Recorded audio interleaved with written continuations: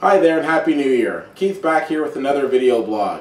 We've started a new year and that usually means people are lining up their resolutions. I'm going to make one resolution right now in front of all of you. I will do my best to do better with these video blogs. I was on quite a roll last year until the summer hit, until football season hit, until so many different distractions hit. I didn't stop seeing movies, but I did stop videotaping these blogs, and for that I do apologize. I'm going to rectify that right now by giving you a bunch of video blogs that you're going to be so sick of me that you're going to want to probably throw out your computer or your Facebook. I apologize in advance. The first video blog that I'm going to start with today is the top 5 reasons to turn off the TV. Now, as most of you know, I'm a huge movie fan, and in a little while I'll be doing my top 10 and worst 10 movies of 2012. I'm not as big as a TV fan. I don't watch every single TV show, so it'll be hard for me to comment on every single show on television. What I will do, though, is tell you the 5 reasons for me to turn the channel and the 5 shows that I really think you should check out because I absolutely love them. So let's start with the 5 worst things on television. Number 5, Here Comes Honey Boo Boo. I can't necessarily say I've ever seen that show, and I can't necessarily tell you that I really knew what a honey boo boo was until I Googled it. Apparently it's a 6-year-old girl who used to be on that show Toddlers and Tiaras, something you'd find on the TLC network. I don't have anything against the TLC network, but I do have a little bit against child exploitation. Does everybody remember JonBenet Ramsey, or is it too soon? I don't know. Having a 6-year-old girl as the center point of a TV show and having cameras follow her around, to me, can't necessarily be a great thing. I'll be tuning in 14 years when it's Honey Boo Boo grows up and is now arrested and is making Lindsay Lohan look like a walk in the park. I don't necessarily know what the parents are doing other than accepting paychecks. I don't necessarily think it's a great thing. So if I see Honey Boo Boo, I go running. Number 4 would be anything with a Kardashian. I don't understand the media obsession with the Kardashian family. Apparently one of the fathers was, or the father was a lawyer in the OJ trial. But he wasn't the head lawyer, so I couldn't really tell you who he was. Was he the guy going and getting sandwiches? I don't necessarily know what he did. And what's the big deal with Kim Kardashian? The girl with $1 million body and a 2-cent brain. So she had a sex tape a couple of years ago. Okay, whoop-de-doo. I don't understand, again, the big deal. And now we've got her sisters and her brothers and everybody in, and it's all a whole big excitement thing for a lot of people. Not for this guy, though. And now everybody seems to be upset because she's getting ready to marry Kanye. Did you want to marry Kanye? Was that on your to-do list? Again, Kardashians, I understand that there's this huge obsession with celebrities and what they do. I just don't understand what they've done, and I don't understand what they've done, and if anything that they've done is specifically newsworthy. To me, a sex tape doesn't really do it. The third thing that I'll bring on my list of reasons to turn the channel in 2012 was anything to do with the hockey strike. I'm a big sports fan. I think most people know that. But at the same token, you know what? When the hockey season was put on hold, I found other sports to watch.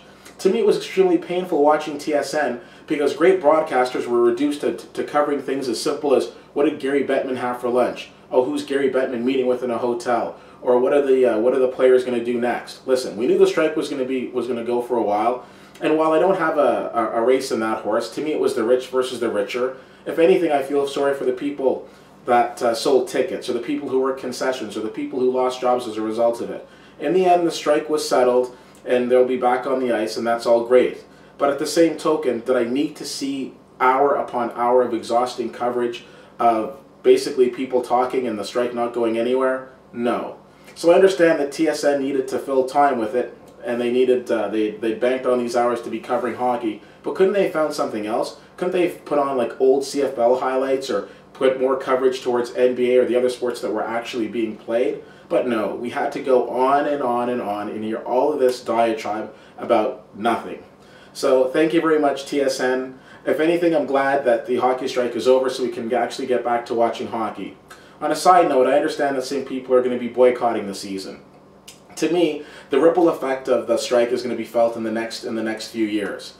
Markets like Toronto and Montreal are going to be absolutely fine. But Columbus, Carolina, let's keep an eye on those and see what happens.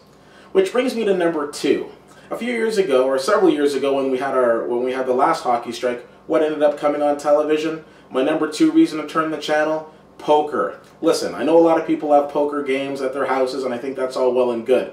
But have you ever thought to yourself, man, I really wish I could have recorded that? Think about it. Maybe you're playing basketball with some friends and you make an awesome shot and you're like, wow, I wish somebody had taken a picture of that shot, that was awesome. Or maybe you're out playing hockey with your friends and it's like, man, I scored an awesome goal, or I had a great save, I wish somebody had taken a shot of that. But have you ever been over at a poker party and said, man, did you see my expressionless face when he did that flop, and then the turn, and then the river? Yeah, I own that moment. Why do you need to put poker on television? It doesn't make any sense to me whatsoever. A bunch of grown people wearing sunglasses, sitting around playing cards? Really? Is that the best that we can do? My number one reason to turn the channel, and probably my least favorite show on television, is How I Met Your Mother.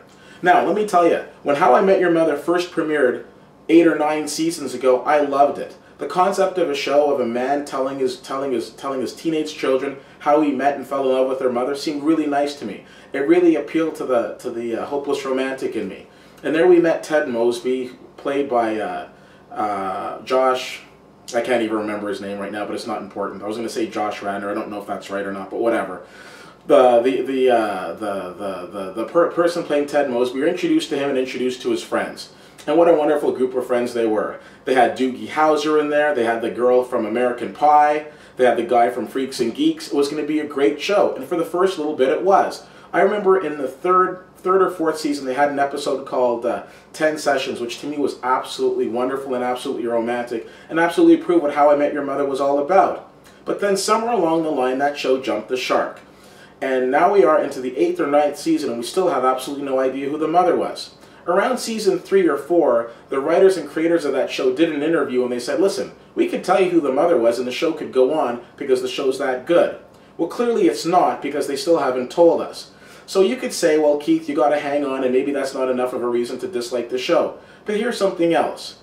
Barney Stinson, played magnificently by Neil Patrick Harris. Actually, all the actors on the show were great. I just think they deserve a better show to be on. But Neil Patrick Harris, fantastic actor. So here he comes out with Barney Stinson, the ultimate womanizer, who makes Sam Malone look like a Boy Scout, and comes out with all these wonderful phrases and has the bro code. Now I ask all of the men watching this, think about your best friend. Now think about your best friend's girlfriend. Can you honestly say that you could see your best friend breaking up with that girl and then you marrying her? Because that's what's happened on How I Met Your Mother. We watched Ted Mosby fall hopelessly in love with Robin. They broke up and now she's married to Barney. Oh, an absolute womanizer who believes in the phrase of bros before hoes. This is a completely unbelievable show and the writing has gone absolutely downhill.